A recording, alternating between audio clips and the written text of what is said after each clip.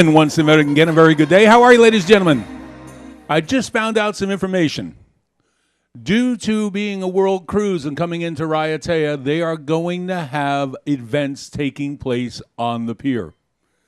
They're going to have how to make a flower crown. They'll have the dancers there. They'll have the musicians. They'll show you how to open a coconut, how to make coconut milk. There will be all different things. They'll have a schedule as soon as we get into Raiatea. So there are different things that way, so I'm very, very happy to report that. Another thing happened. It makes me realize how small the world is really getting. How many here witnessed my Amazon presentation? I talked about Sir Peter Blake. I had a gentleman come up to me the morning of Pecan Island, and he said, I have a little bit of mixed feelings about the Amazon. And I said, why is that, sir? And he says, I was on the boat with Peter Blake. So we have a gentleman who was he was one of the ones attacked by the river rats in Macapa Station. Very interesting gentleman. I hope he comes back out to my desk. I have 1,000 more questions for him. But it makes you realize how small the world really is. Now, we're going to talk about Devil's Island. Of course, that is French Guiana. It is a rather small populated area, all of French Guiana, about 203,400 people. Now, Devil's Island, the only people on Devil's Island is the staff working in the small hotel that's there now. What transpires is the guards' quarters are now a small resort. So you have that right there. That's the only people. The only other ones on there is during the time of the space that way.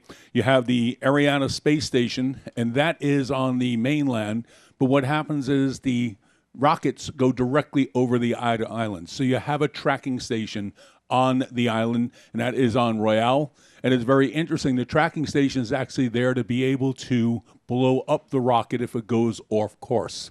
So it's very interesting when you're there. Now you're looking at very interesting with the Ariana Space Station, what's transpired in French Guiana. The really has helped them greatly. You're looking now a literacy rate of about 85%. Now you also do have here the next launch will be in September 25th of the Ariana space program. The Ariana 5 rocket will go off with 2 satellites in it. So it really has brought this place up. So, ladies and gentlemen, without further ado, let me go through, give you a little information.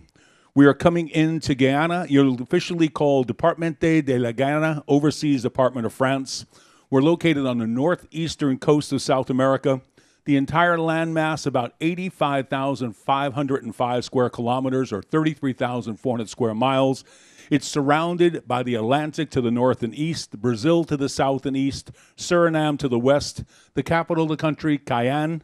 Now, if you go to Devil's Island, there is a lot of wildlife on the island. You can witness monkeys, agoutis, which is a giant guinea pigs, iguanas, wild pigs, and a vast array of tropical birds. The population in the area of French Guiana, mostly Creole. It's a mixed descent. You have French as the main language. You also have dialects of Creole patois and also a local indigenous language, and that is Taki-Taki. Now, the economy, as I mentioned, on the upswing with the European space program at Kourou. It now supplies over 1/4 of the French Guiana's gross domestic product. You also have here French Guiana with this space program, one of the highest gross national products of all of South America at this time. You also have many exports from the area. You have shrimp. They mostly go to Caribbean and to Europe. Forest products, gold, Demerara rum, sugarcane, limes, bananas, many other tropical fruits. Most of these fruits are sent directly over to France. Now, the island group was originally called the Triangle Islands, the 3 islands on early charts, but it was starting to be called the Devil's Island by the sailors because of the navigational hazards the island presented to passing ships. The wind would be calm. You had currents. It would actually pull sometimes the sailing vessels right towards the island and the reefs and rocks around it. They became the Salvation Islands by the ill-fated 1763 Kourou expedition. Now, you had the individual islands renamed St. Joseph, Royale, and one retained the name Devil's Island.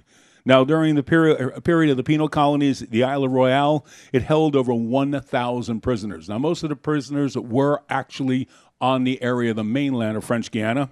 Today, on the island Royale, you'll find a hospital, the children's cemetery, a lighthouse, various different ruins of the penal colony, now a hotel. And once again, the hotel operates in the old guard quarters. Now, also in the Outer you'll find the obligatory souvenir shop, also a small restaurant and hotel. The last time I was there, it was in euros. I think a beer was something like 16 euros for 12 ounces. So it is a little, everything comes over from France. Now, you had Columbus sighting the islands and also the mainland of French Guiana back in 1496. By 1500, you had Spaniards returning to the area and the region. First permanent settlement was actually started by Spain in 1503. 1624, rather interesting, merchants arrived. And they arrived from the region of Rhône in France. Merchants then from Paris came into the area. They established the city in 1643. 1664, the Dutch took over occupation of Cayenne. 3 years later, you did have the Treaty of Breda that awarded in 1667 the entire territory to France. Although very interesting, it wasn't until 9 years later, in 1676, they were actually able to expel the Dutch out of the area, Cayenne, and France take over the area. 1763, you had the Kourou expedition. This was an expedition of 12,000 French colonists arriving from France to French Guiana. They were promised free land, tales of very easy money prospecting for gold. They were told all you have to do is just break the ground open, you'll find the gold. Unfortunately, very quickly, 10 of the 12,000 died. Tropical storms, floods, severe outbreaks of malaria and yellow fever. You had the 2,000 remaining. They fled from the mainland. They took refuge in the islands about 15 kilometers, 8 miles from the north to the north. They referred to them as the Salvation or Safety Islands, hence their name of Salvation Islands. After this, it was utilized as a leper colony, all 3 islands. Now, during the early 18th century, France decided criminals should be made use of instead of merely being shut away from society. So they had this offshore penal colonies. Now, prior to this, the prisoners were sentenced to a life of slavery. They served on oar-rowing galleys, and they were seagoing vessels. They were superseded, of course, by more modern means of sea travel. The French government then constructed immense prisons within the seaports. At these seaports, the prisoners were chained together in pairs, were given an unbearable life of forced labor.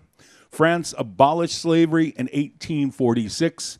It was decided that these criminals should be used to colonize France's overseas possessions. 1852, the French began using French Guiana and the Salvation Islands and on the mainland Kourou as the penal colonies. Now, these prisoners, they did retain their French citizenship and the original that way, but the original inhabitants, they arrived prior to the penal colony. They didn't gain their French citizenship until 25 years later, 1877. So the people living there really had no rights. Now, the penal colonies, they were established during France's Second Empire. That was Napoleon III. Prisoners being sentenced to Devil's Islands for 2 reasons. First, a way to remove the prisoners from France itself, to populate French Guiana, later on Noumea, in the South Pacific with settlers. Now, the prisoners were required to live on the mainland as long as their sentence was. So what happens if you had a sentence of 5 years, you had to serve your 5 years in the penal colony, then you had to live in French Guiana for 5 years. You could not return to France until you lived there equal to your time of sentence. Now, they say that if you were sentenced to over 8 years, you were given a life sentence. From the period of 1852 to 1939, over 80,000 French convicts were sentenced to the penal colonies of French Guiana. Only 30,000 ever returned alive to France. So very, very interesting fact there. Now, the horrors of the penal colony, they became widely known to the rest of the world in 1906, and that was the negative publicity surrounding the plight of the Jewish French army captain, Alfred Dreyfus. He was wrongly accused of treason. He was sentenced to the penal colony of Devil's Island. Now, Dreyfus, with few friends amongst his brother officers, was convicted in 1894 for supplying Germany with military secrets. He was a Jew, therefore an alien in France at this time period. Dreyfus was the ideal suspect, unlike the real traitor, Ferdinand Esterhazy. You did have Émile Zola, a very prominent French author of this period. He petitioned France for years to get Dreyfus's conviction overturned. He tried so hard, they actually sued him for libel. He was forced to flee France. He died in exile without ever seeing his cause vindicated. Now, very interesting, in a rather convoluted way, you do have this trial, the catalyst for the Jewish state of Israel. There was a news reporter. He was assigned from Vienna, Austria, to cover the trial of Captain Alfred Dreyfus. His name, Theodor Herzl. Just 3 years later, he propelled the Zionist movement forward. That was 1897. It is said that the unfairness of the trial made Herzl realize that European Jews would never be able to assimilate into European culture at that period of time. Now, following his false conviction, Captain Dreyfus spent 4 years in solitary confinement on Devil's Island, from April 1895 to July 1899. Dreyfus was actually the first prisoner to be on Devil's Island. What had happened was they were using Royale and St. Joseph as the prison area. Devil's Island was still left as basically the remnants of the leper colony was the only thing there. They did not want Dreyfus with the other prisoners. They cleared an area on Devil's Island, and they made a connection of actually buckets from one island to the other with towers. The guards could actually go in, and they would be taken and changed every 2 hours. But Dreyfus was the only one on Devil's Island. Now, his single room was confined by a 3.65 meter by 3.65 meter, 12 feet by 12 feet, an adjoining guard room of 1.8 meters, 6 foot by 2.7 meters, 9 feet. The guards, as I mentioned, every 2 hours they were relieved. They came over from the Island Royal. I'll show you photos of that in a moment. All guards were forbidden to talk, for that matter, to even ever acknowledge Dreyfus. So his 4 years was true solitary confinement. There's tales of him having imaginary talks with his wife continuously. He had no contact with anybody. He was not allowed to converse at all. Now, upon his release, Captain Dreyfus was returned to France. Unfortunately, upon his arrival, he was once again charged with treason. It took 6 more years for Dreyfus to have his name cleared by the presidential pardon. He was rehabilitated back to the rank of major, but his 4 years in solitary confinement left him permanently mentally scarred and physically scarred.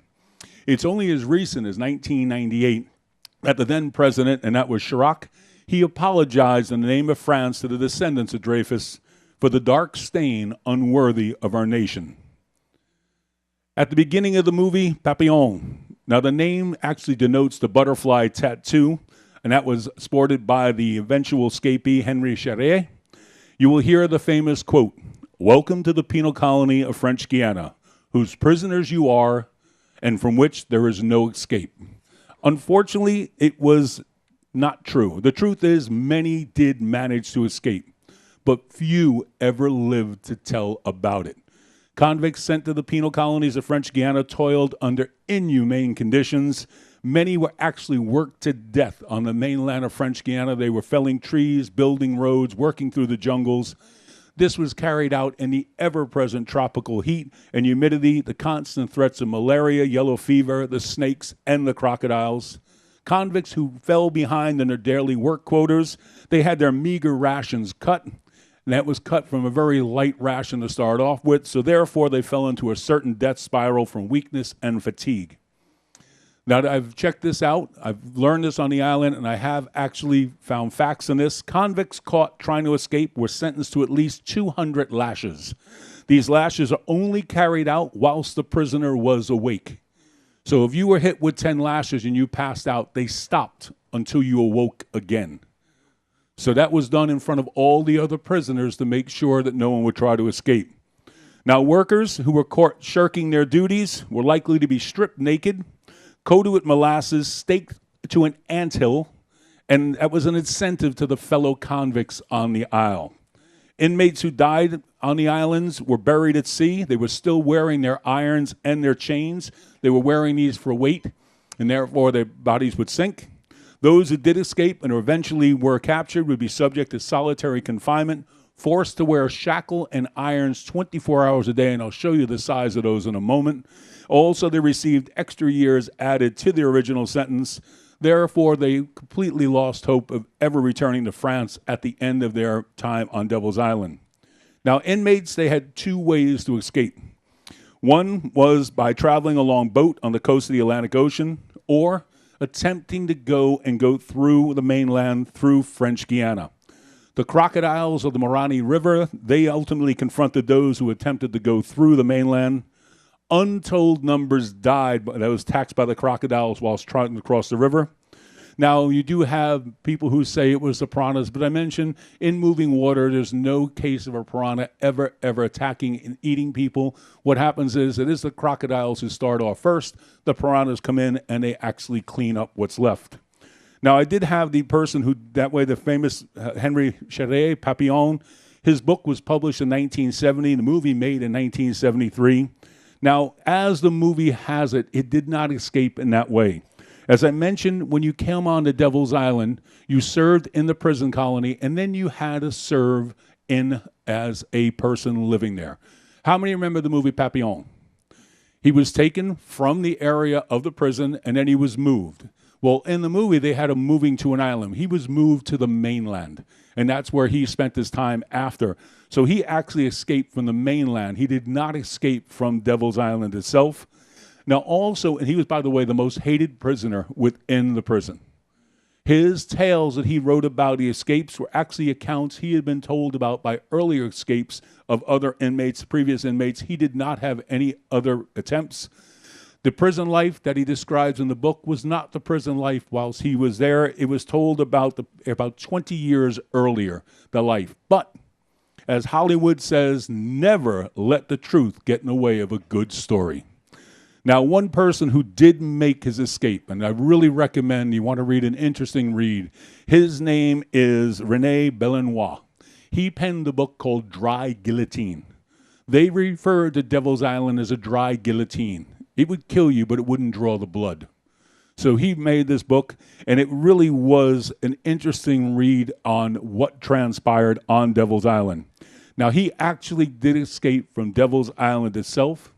He made his way through the jungles, and then what happens is he stayed in South and Central America. He even stayed 1 year with local Indians in Panama. He then made it from Panama into Mexico, eventually to New York. His journey made him so emancipated and weak, he was down to less than 100 pounds when he arrived in New York. Also, it was such a poor medical condition, he had lost all his teeth by that time also. In New York, he did marry. He eventually penned the book Dry Guillotine. France, they continually petitioned America to have him brought back, and they refused the request. He died in New York in 1959 as a U.S. citizen. His book was instrumental in exposing the hardships and inhumane conditions of the prison colony. It was in 1938 that the government stopped sending the prisoners to Devil's Island. In 1952, the last of the prisoners actually left the island. The prison ceased operation.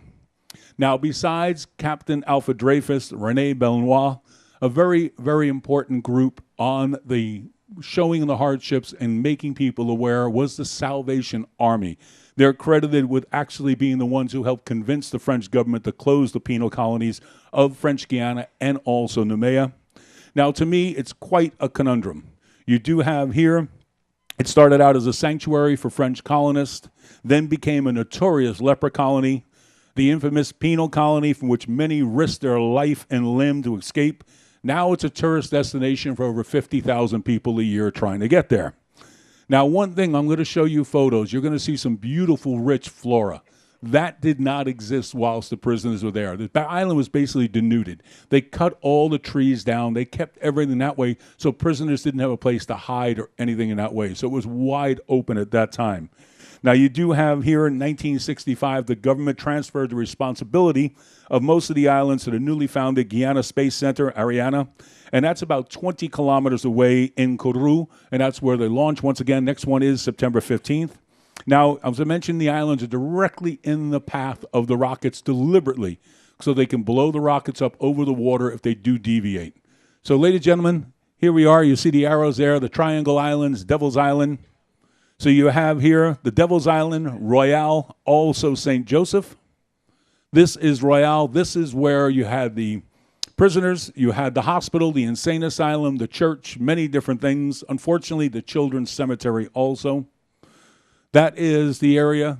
That is the hotel. Now the main area of the restaurant was guard quarters. There's the lighthouse. One of the areas, there's a little pool there built by the prisoners. This is coming on to the island itself. This is where they generate the electricity. And here you have to go up a little path. Now, it is a beautiful area, but if you do ever go there, it is a very uneven rocks and very slippery. That is looking at St. Joseph, the island.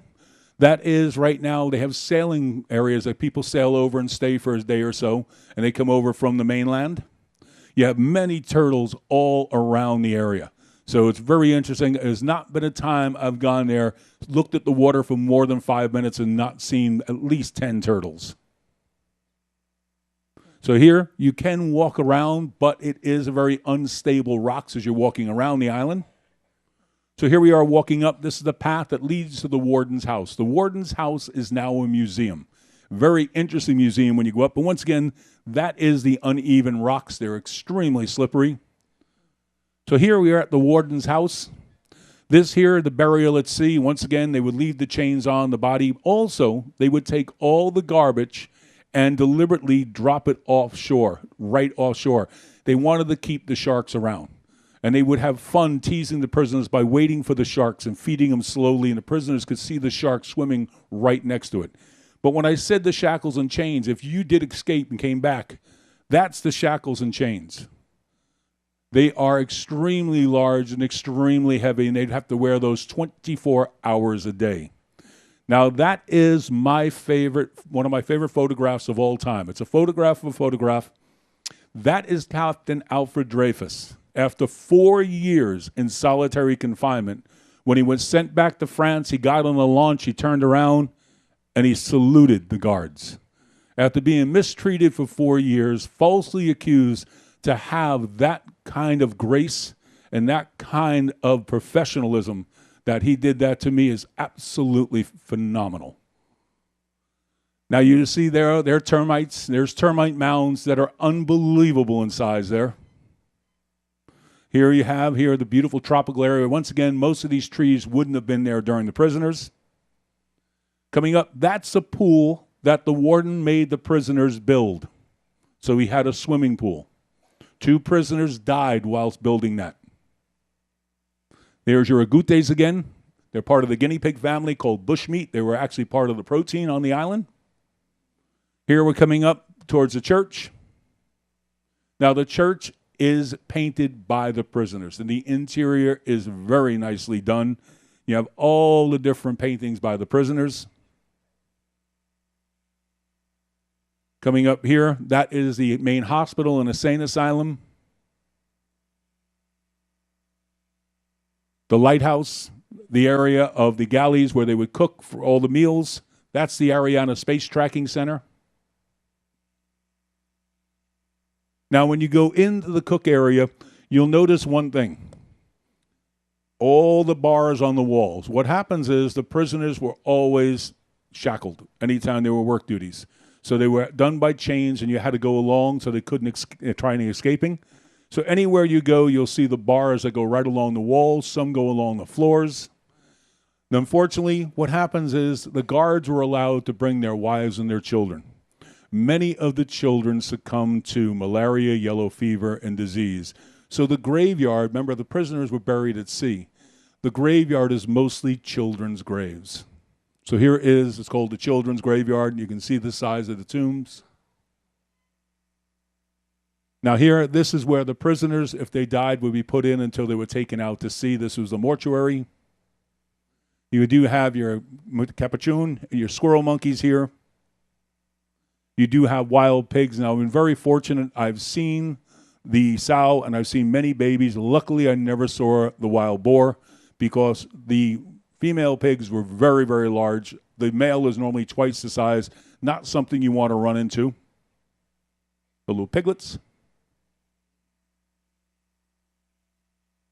Taking around, these are the guards' quarters. This is now a hotel. Those trees are no longer there. This was taken when I was on the small little Royal. We were doing the Amazon run. On the way down, I took this one time, came back, all the trees gone. What had happened is the day after our last visit, a French tourist was killed. One of the coconuts fell, hit her directly on the head. So they removed all throughout all the coconut palm trees. So this here is the solitary confinement. You can actually go in and see the cells. That's an interior of one of the cells. Now they have a small infirmary here. Now here, they would be on basically cots, almost like a hammock. Your feet would be chained, and then your hands to the wall. So that would be your hands. That would be for your feet. The latrine. Now here, this is the aspect of the hotel, the gift shop, and also the restaurant. But right outside, that's the viewing platform for Devil's Island. This is where the cable went across. The guards could be exchanged, goods exchanged. That is Devil's Island. So that is where Dreyfus, when Dreyfus was the only prisoner on that island. So once again, you had a cable going back and forth. Every 2 hours, the guards changed. You do have an interesting little areas walking around, more agutes. You have peacocks. You do have, this is phenomenal. My last time there, he was gone. I asked the woman in the gift shop what happened. He picked the lock and escaped. So you do have your macaws here also. There are 2 macaws. They've been there every time I've been there, and they are just 2 lovebirds. They're all taking care of each other. They're never separate. This is one of the best experiences I've had. I am walking around with the monkeys having bananas. I see a flock of parrots. I stand under the tree. I break a banana open. One hops down, goes in my hand, takes a banana, goes right above my head and looking at me. I went, "You're cuckoo." And he went, "Cuckoo." He must have been a prisoner or a guard's bird. He spoke. He had no fear of me at all. He took a second piece of banana and just went back up the tree. So it was very interesting that way, having that experience. You have now some phenomenal flora on the island. Now here, this is the quote-unquote reservoir. This here was done for water. There is all different iguanas. There's all different caimans.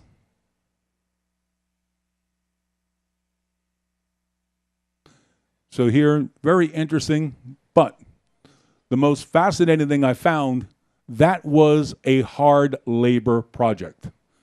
They were given spoons to dig out that reserve.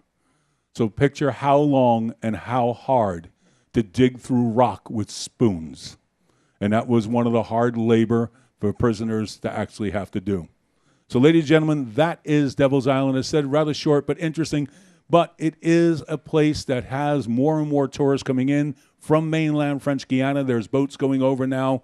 So it is something. How many here have been to the Isle of Pines? If you ever go to Nemea and Isle of Pines, when you get ashore, you have the beautiful beach to your right as you get up the tender.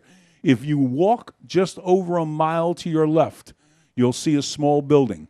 Take a walk into the path there, and that is the ruins of the Nemea penal colony, and it is available for people to go up and go through, and it very much resembles the buildings of Devil's Island. Ladies and gentlemen, thank you for your time. May God bless. Thank you.